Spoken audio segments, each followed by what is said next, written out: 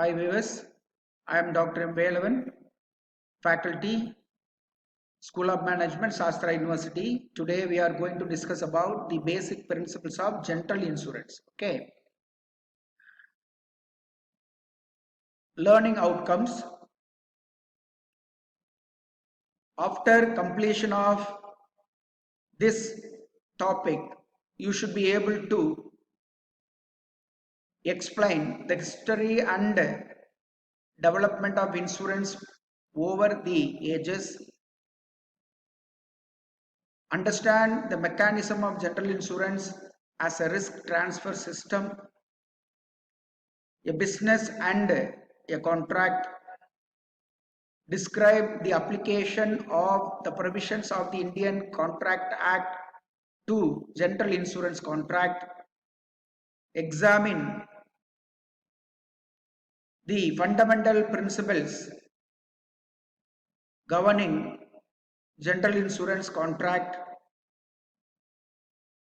explain the difference between marketing and selling of insurance. First, we will see history of insurance. Human beings live in a world of uncertainty because we will face or we are going to face some risk at any time, at any cost. All of us hear of cars, buses, trains, cooling, floods destroyed entire commodities, earthquakes that result in grief and tremendous disastrous losses. Young people dying suddenly in accident, etc. Why do these events make us anxious and afraid? The reason is simple. Firstly, they are unpredictable. If we can anticipate and predict an event, we can prepare for it. Secondly, such unpredictable and untoward event after cause economic loss and grief. A society can come to the aid of individuals who are affected by such events by having a system of sharing and mutual support. The concept of insurance took birth thousands of years ago. Yet, the business of insurance, as we know it today, dates back to about 3 centuries. Insurance has been known to exist in some form or other since 2000 BC.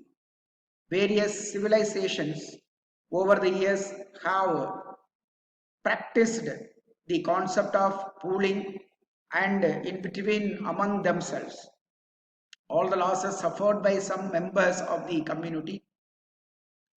Let us take a look intently at some of the situations in which this concept was applied.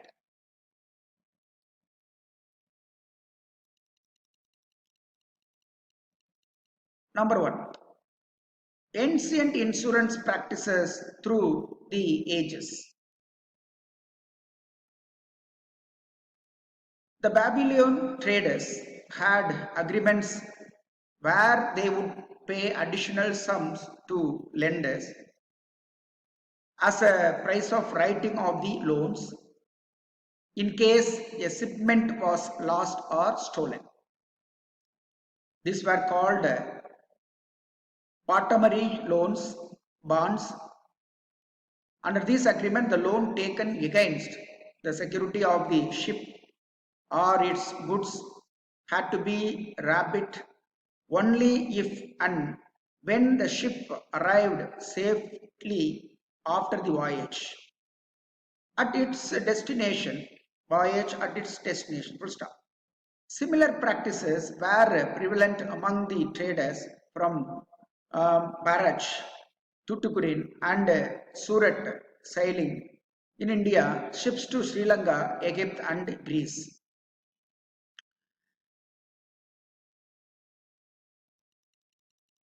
The Greeks had started benevolent societies in the late 17th century AD to take care of the funeral and families of members who died. The friendly societies of England were, were the inhabitants of Rhodes adopted a practice whereby if some goods were lost due to jettisoning, means throwing away some of the cargo to reduce weight of the ship and restore balance. During distress, the owners of goods, even those who lost nothing, would bear the losses in proportion. Chinese traders in ancient days would keep their goods in different boats or ships sailing over the treacherous, treacherous rivers. Stuff. They assumed that if one of the boats suffered such as fate, the loss of goods would be only partial and not total. The loss would be distributed and migrated thereby. Now, we'll discuss about the modern commercial insurance. Modern commercial insurance. The earliest kind of risks to be addressed through the concept of insurance was losses due to misadventure at sea. What we call marine risk. The marine insurance was thus the forerunner to other kinds of insurance. The Great Fire of London in 1666, in which more than 13,000 houses were lost, gave a boost to insurance, and the first fire insurance company called the Fire Office was started in the year 1680. The origin of engineering insurance dates back to the early part of Industrial Revolution in the UK, when steam boilers were introduced in 1840-1850. The occurrence of frequent explosions involving serious loss of life and damage to property was alarming, and in 1854, the Manchester Steam User Association was formed with the object of prevention of steam boiler explosions. Manchester Steam Users Association was not an insurance company. It was concerned with the inspection and the loss prevention surveys, like Loss Prevention Association LPA is doing in India at present. Coupled with the twin objectives, namely inspections and insurance, the first engineering insurance company named the Steam Boiler Assurance Company was formed in 1858 in UK. In India, engineering insurance commenced with machinery insurance in 1953. Okay. The origin of motor insurance lies in UK. The first Manchester was introduced in England in 1894. The first motor policy was introduced in England in 1895 to cover third-party liability. Comprehensive policy covered own damage was introduced in 1899. Compulsorily, third-party insurance was introduced through the Road Traffic Act 1930 and 1934.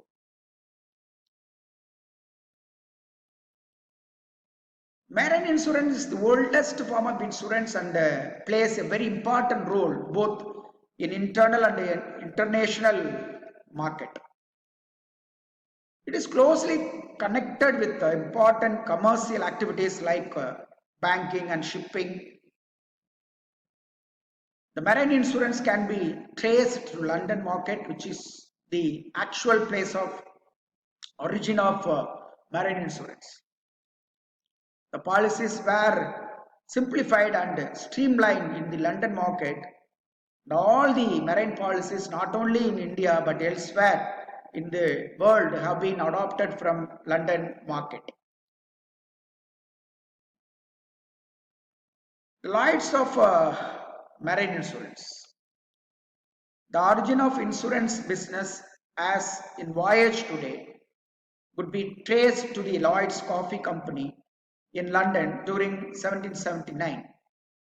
Traders who used to gather there would agree to share the losses to their goods being carried by ships due to perils of the sea. Such losses used to occur because of maritime perils, such as pirates who robbed on the high seas, or bad sea weather, ship spoiling the goods, or sinking of the ship due to perils of the sea. Now we will start discuss with history of insurance in India. Modern insurance in India begin in early 8,800 years or thereabouts, with agencies of foreign insurance starting marine insurance business. The first life insurance company to be set up was in English company, the original life insurance company limited. And the first non-life insurance to be established in India was the Triton Insurance Company Limited. The first Indian insurance company was the Bombay Mutual Assurance Society Limited, formed in 1870 in Bombay, now Mumbai.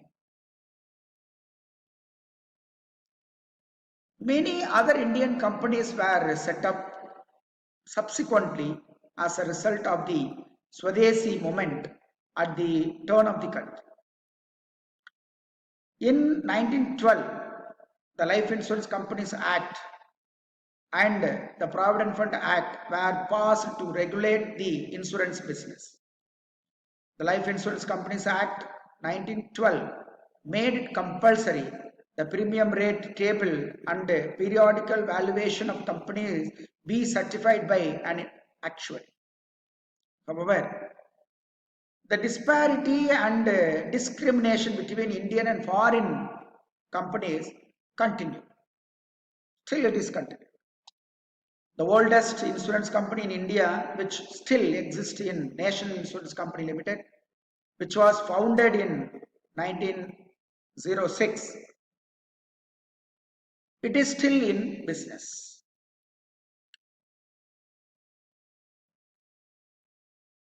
Now we'll discuss non-life insurance industry, current scenario.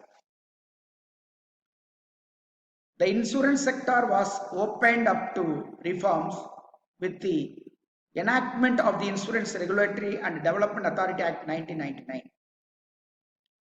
Since then, the sector has been a witness to a number of significant developments and reforms ever since the Indian insurance regulator started working with effect from 1/4/2000. The reforms have not only increased the reach and penetration of insurance, but have also facilitated and contributed to the growth of the Indian economy in other ways. The insurance industry in the country has provided for the crucial financial intermediary services, transferring funds from the insured to capital investment, critical for continued economic expansion of India. The industry greatness generates long-term funds for infrastructure development.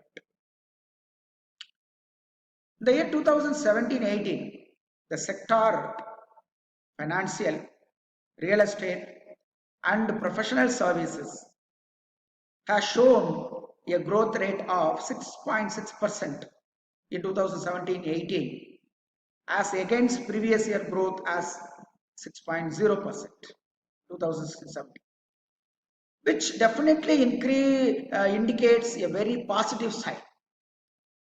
Major expansion of the industry is the real estate and professional services, which has a share of 72%.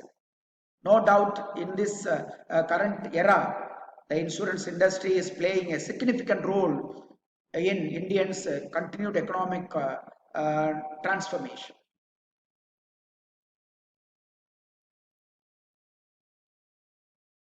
The amendments to the Insurance Act 1938 in the year 2015 have further provided impetus for the second phase of reforms, which have resulted in the foreign direct investment (FDI) limits being increased to 49% and has opened up the market for global reinsurance players to set up reinsurance branch offices in India.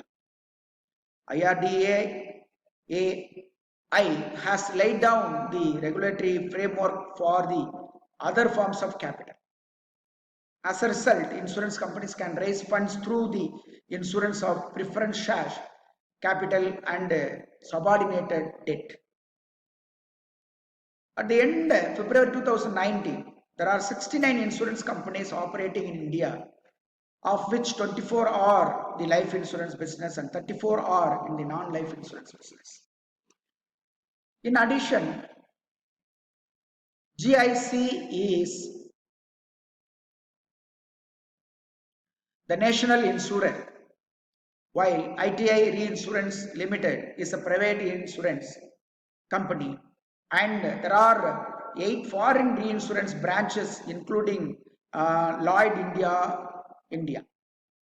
Life Insurance Corporation is the sole public sector company. Apart from that, among the non-life insurance, there are 6 public sector insurers. In addition to this, there is national reinsurance, namely General Insurance Corporation of India, GIC.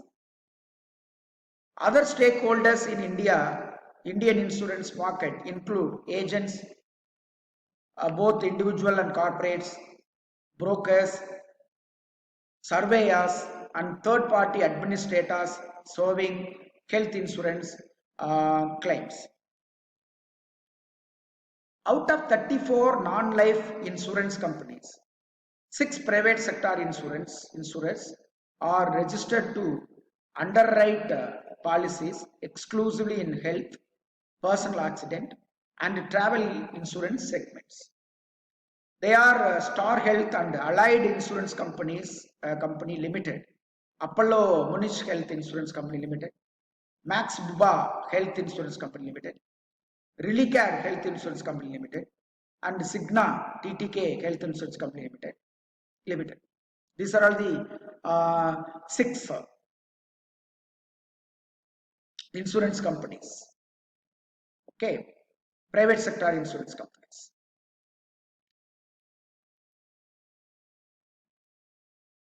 There are 2 more specialized insurance belonging to public sector, namely Export Credit Guarantee Corporation of India for credit insurance and Agricultural Company Limited for crop insurance. These are all the very, very important insurance companies which are playing in India even today. Of these 64 companies presently in operation, 8 are in public sector, 2 are specialized insurers, namely ECGC and AIC.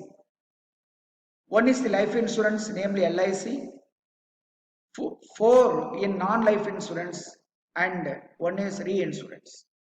Okay. You see this chart, ultimately you can easily understand. Okay.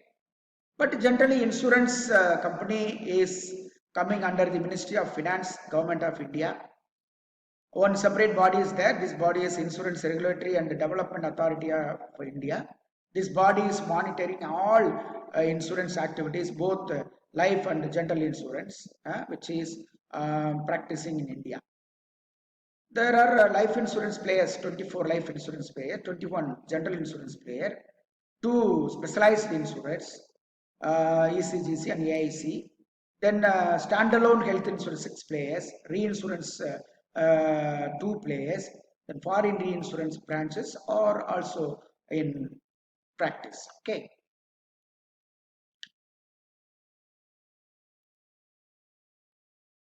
The next topic is proposed merger of public sector general insurance companies. The Government of India announced the merger of 3 public sector units, general insurance in 2018. It should be completed by 2020.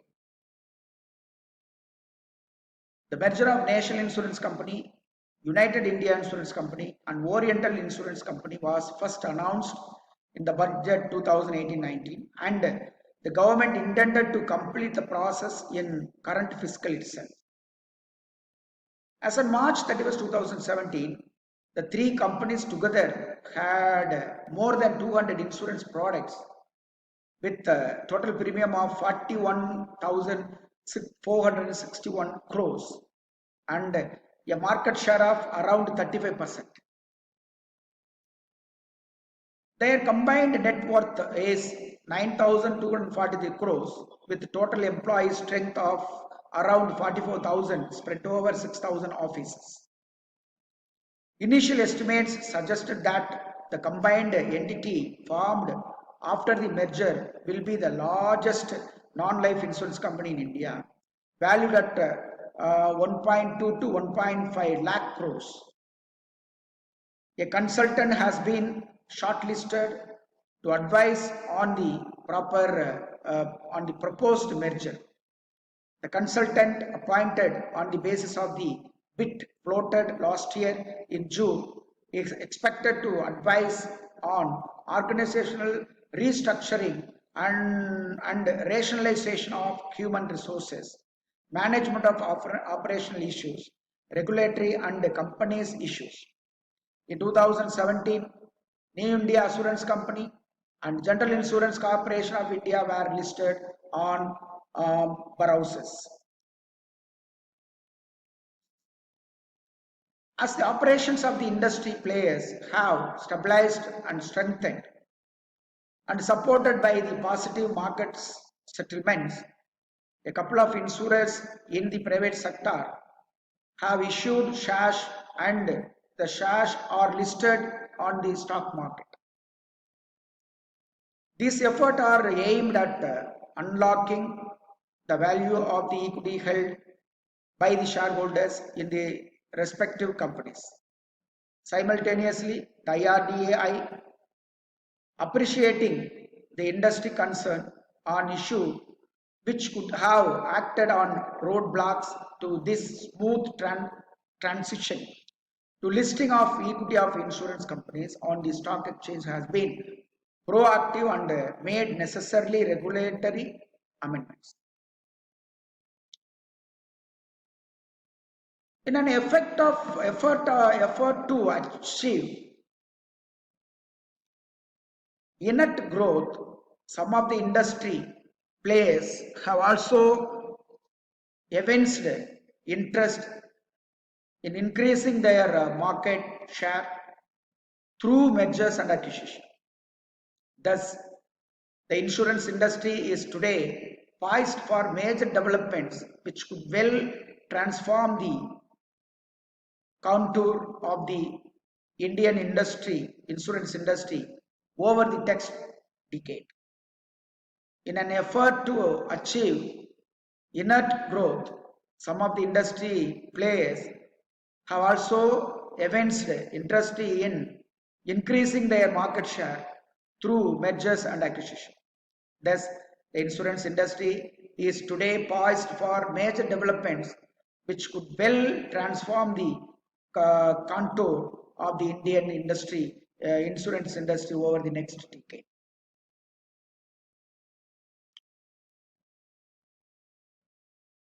The next topic in general insurance is risk management and insurance.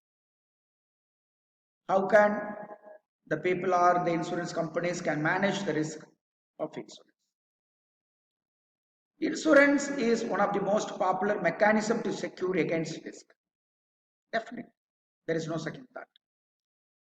Therefore, for understanding insurance, one needs to essentially understand the concept and linkage between risk, perils, hazard, and insurance.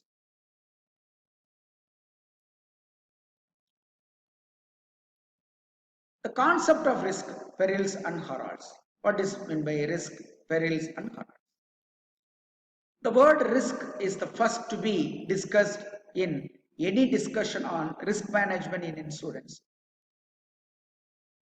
Parallels to deal with the pure risk, which may only give risk to loss or no loss situation, but no way to cover any gain, thereby excluding the speculative risk. Risk is having different meanings in different contexts as given below.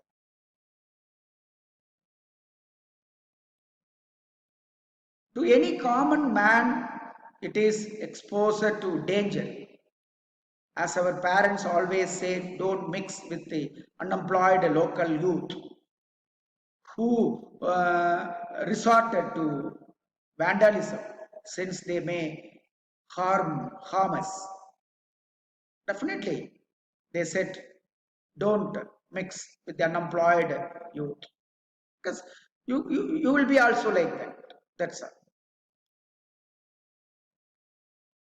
Whenever we go for marketing any insurance product, we always harp on uncertainty about a loss or that is any financial loss.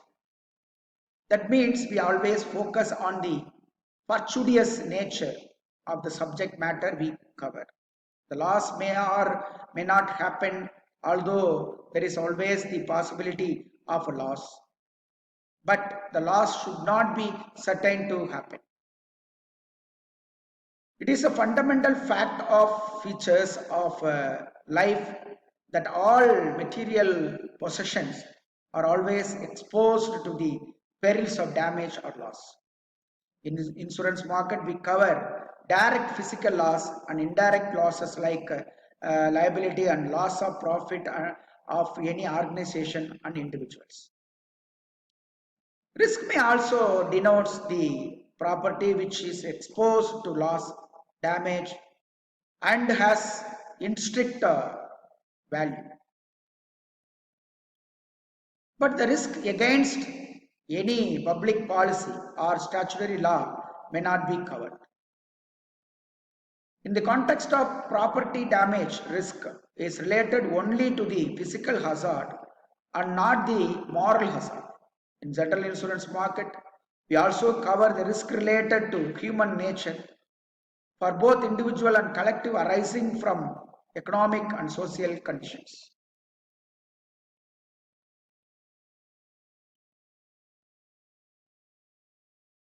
In 1901, Henry Marsh, one of the founders of Marsh and McLennan, wrote a letter to a prospective client.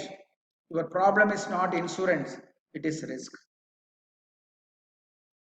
Really, your problem is not insurance, it is risk. In insurance as well as in risk management, parallels the definition of the word risk would be the risk associated with any material possession of anybody and is related to the insured object like a house, factory, ship or car under the general insurance policy. The risk could be perils, fire, storm or collision. The risk could be set of hazardous conditions. For example, the use of storage of flammable material. The risk could be uncertainty about a loss. The moment loss is sure, uncertain, it may be termed as moral hazard. Say as person having detected a heart problem and suggested for angioplasty approaches a known official of insurance company for medical cover, that is mediclaim policy. And when the person is allowed to avail insurance cover, then it is not a case of underwriting as a risk, but to be accepted as a moral hazard. The next one is the characteristics of an insurable risk. The characteristics of insurable risk would be given as under.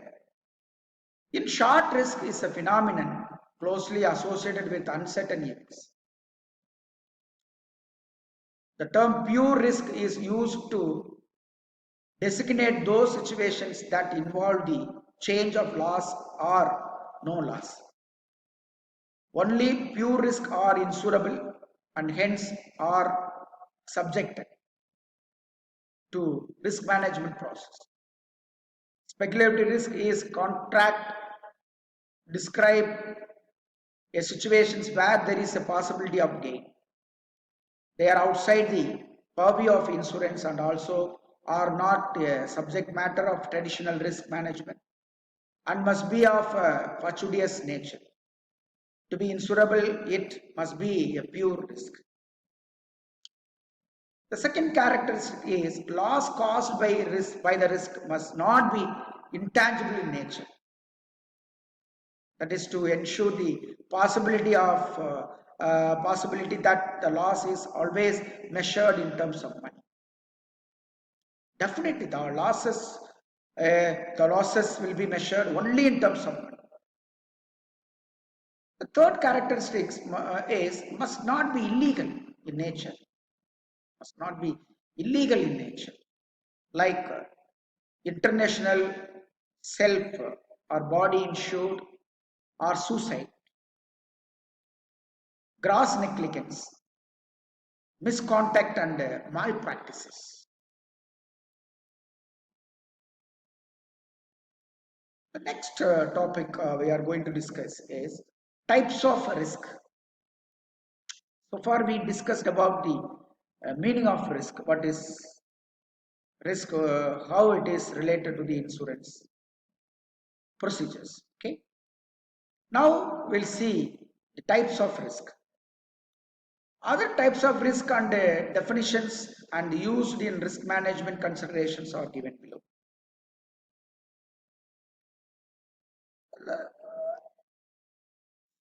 The first risk is personal risk.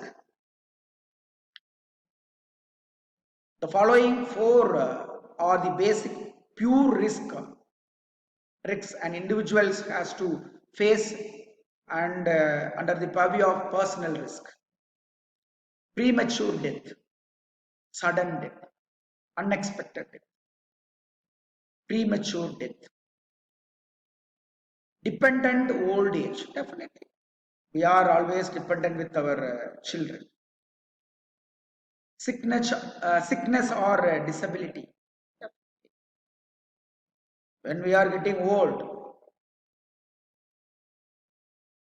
the disease always waiting to occupy our health or our body. There are so many diseases are waiting. But we have to be ready to face all the risk. Under personal risk, the last one is unemployment. So these are the four parameters, four basic pure risks under the personal risk. One is premature death, dependent old age, sickness or disability, unemployment. The second risk is property risk or direct or consequential losses. These risks, which are not individual in nature, can also be called pure risk. Pure risk. Under the property risk, the following areas are to be covered.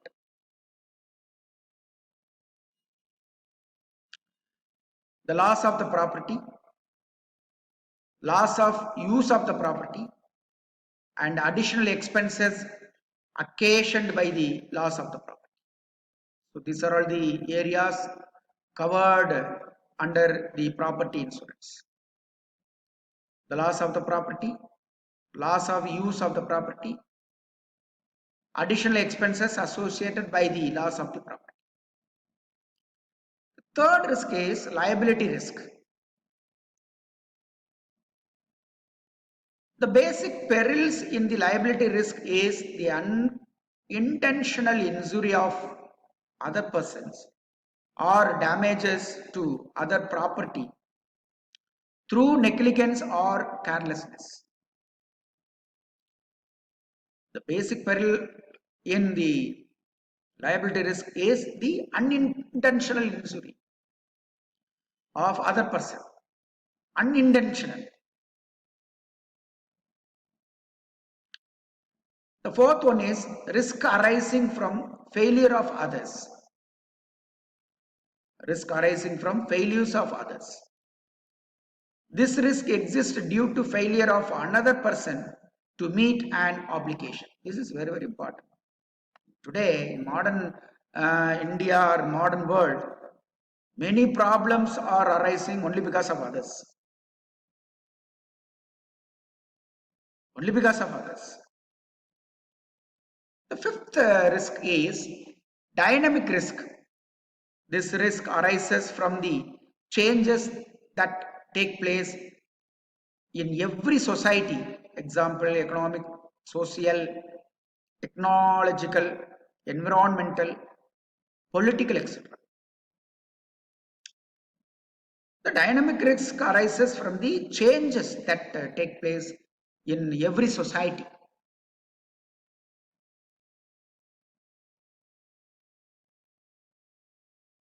Next one is static risk.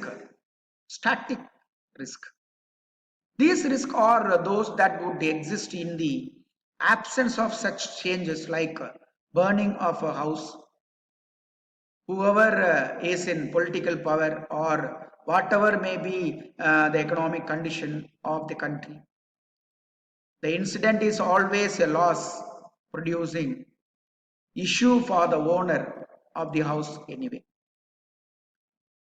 The next risk is fundamental risk. This risk affects the whole society or a major part thereof. Example, natural catastrophes. This is very, very important. Fundamental risk affect the whole society and major part of their, like tsunami or COVID 2019. The next risk is, and almost last risk is particular risk. This risk affect mainly the individual or firm and arise from factors over which she may exert some control. So these are all the risk. There are 8 types of risk. One is personal risk, property risk, liability risk, risk arising from failure of others, dynamic risk, static risk, fundamental risk, and the particular risk. These are all the risks which are involving in insurance. Again, risk may be divided into subjective risk, which is uncertainty based on person's mental condition or state of mind. This is called unconditional or subjective risk. And objective risk. This is the further, these are the further classification. One is subjective and objective risk. Objective risk means a risk is relative variations of actual loss from expected loss. The objective risk varies inversely with the square root of the number of cases under any observation. Now assume that 1000 houses are insured.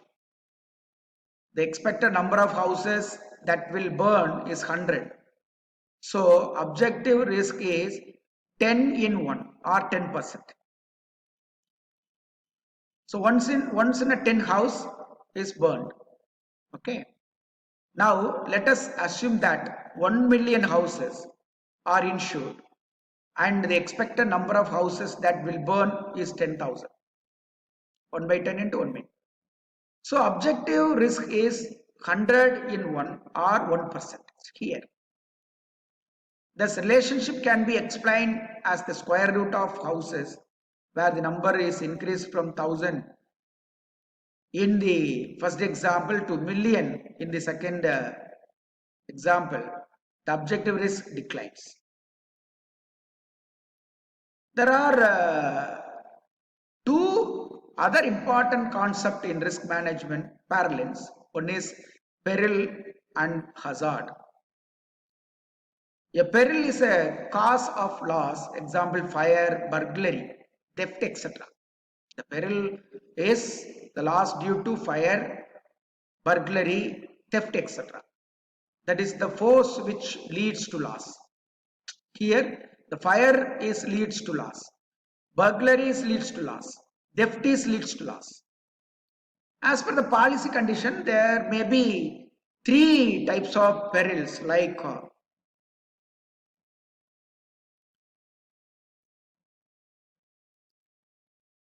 insured perils, which are covered under the basic policy, say fire, riot, strike, flood, inundation, etc. As covered in basic fire policy, all are covering under the fire insurance policy. Second one is extended perils, which are covered with a little bit of external premium along with the basic cover. In fire insurance, these are known as add-on covers. But in other line of business, say engineering or motor policies, these extended perils are known as extension of the basic cover. Third one is perils not covered at all. Perils not covered at all. Those may be either the uninsured perils or the exclude perils as excluded specifically by inserting the printed conditions specifically stipulated in the policy copy itself. Again, as per the origin, the perils may be divided into three types as given below. One is acts of God perils, process related perils, human related perils. So these are the three important perils as per the origin. So now you take acts of God perils. These are natural catastrophe, or calamity like flood, inundation, storm, earthquake, landslide, rock slide, etc. This type of losses occur due to natural calamity, due to God's perils or naturally. Process related to perils. These are all the perils associated with the starting of the operations of any plant, machine or any instrument being put to work. Say, whenever we put into operation any machine, say as a generator or transformer for electricity supply, it may be subjected to breakdown or overloading or short circuit, etc. All such perils are known as operational perils. Okay. So here you have to understand the power shutdown, overloading, power breakdown, short circuit, etc. These are all the perils of operational kind. Okay. The next one is human related perils.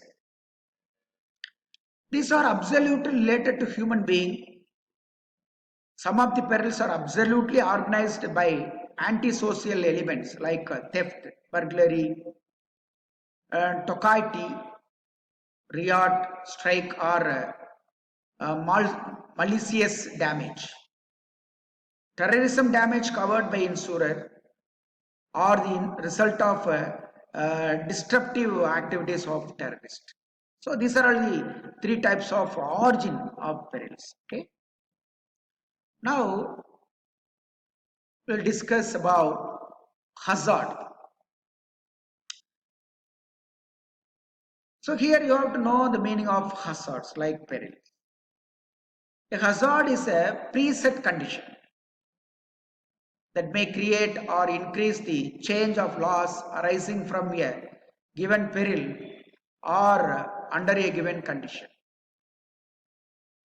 The types of hazard is physical hazard, moral hazard,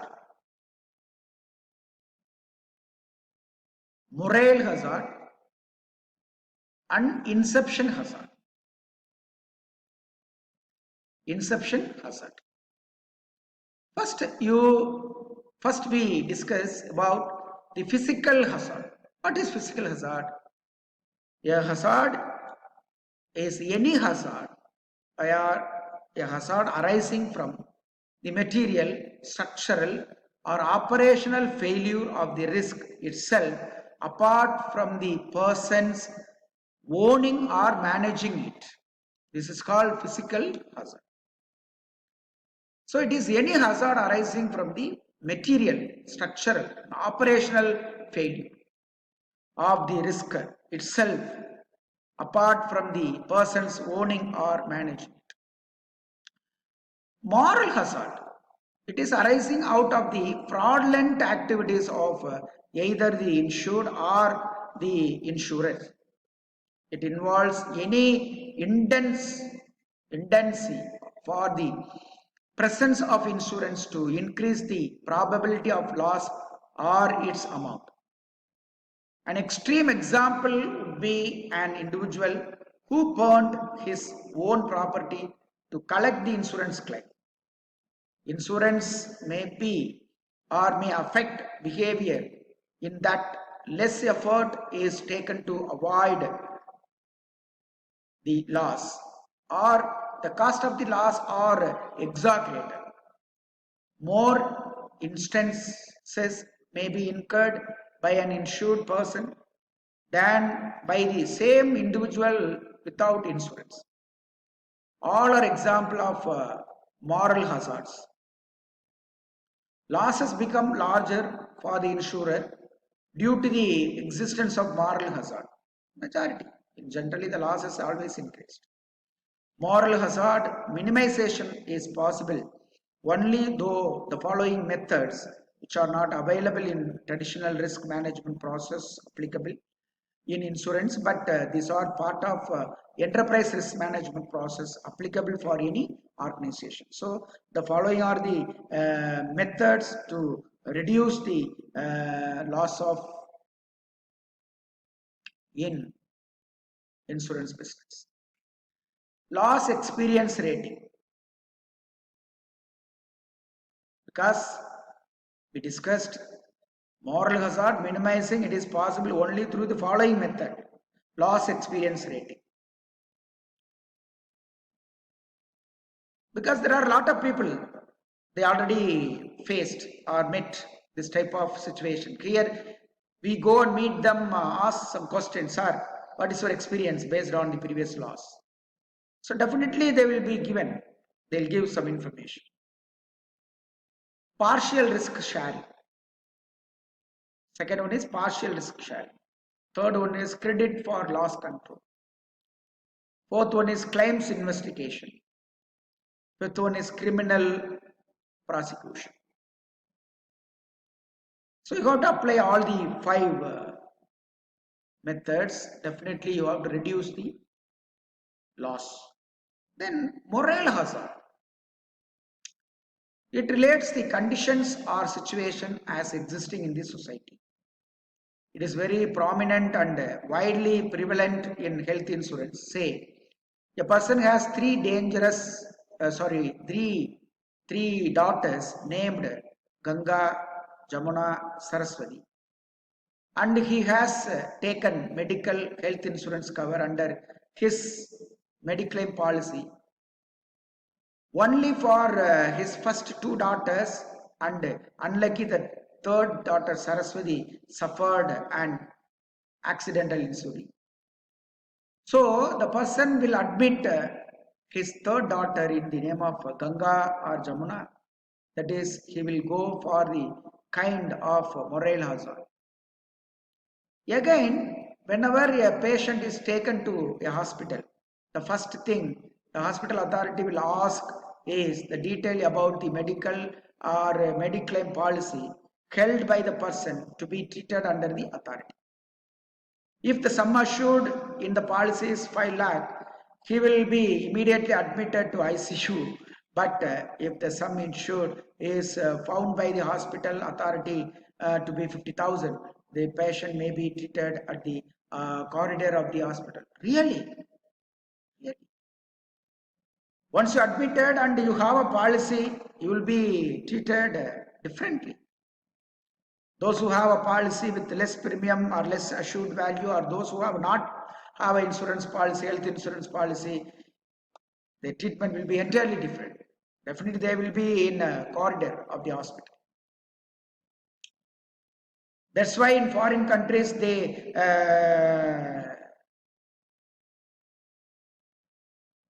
tell or they inform the policy, insurance policy, health insurance policies must.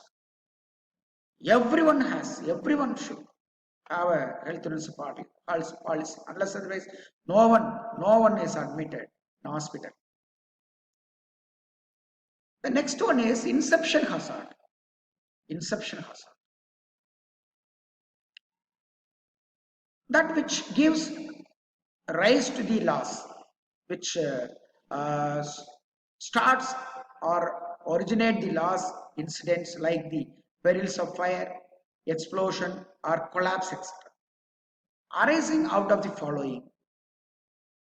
Usually the inception hazards will happen like loose wiring, peril oriented is fire, smoking, fire, friction, fire, overheating, fire or explosion.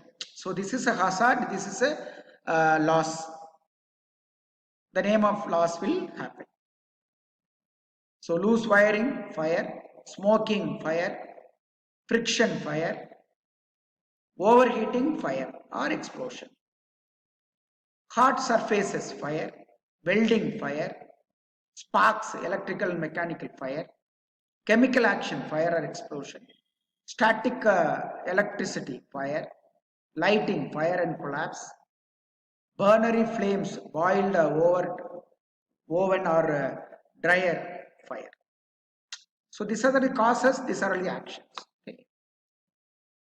The next one is contributory hazards.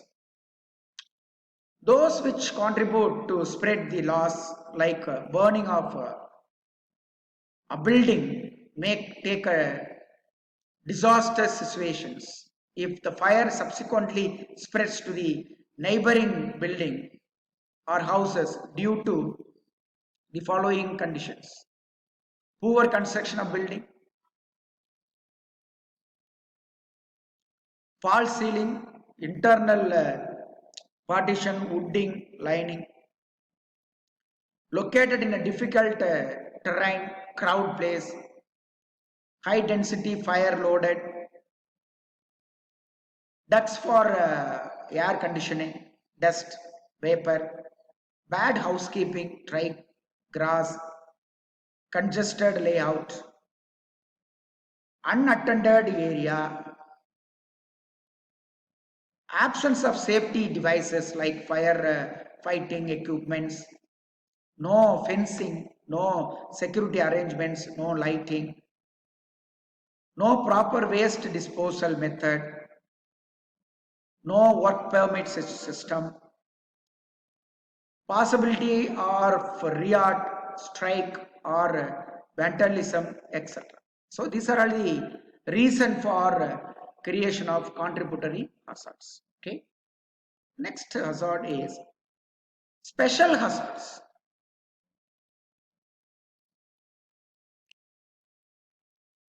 Special hazards.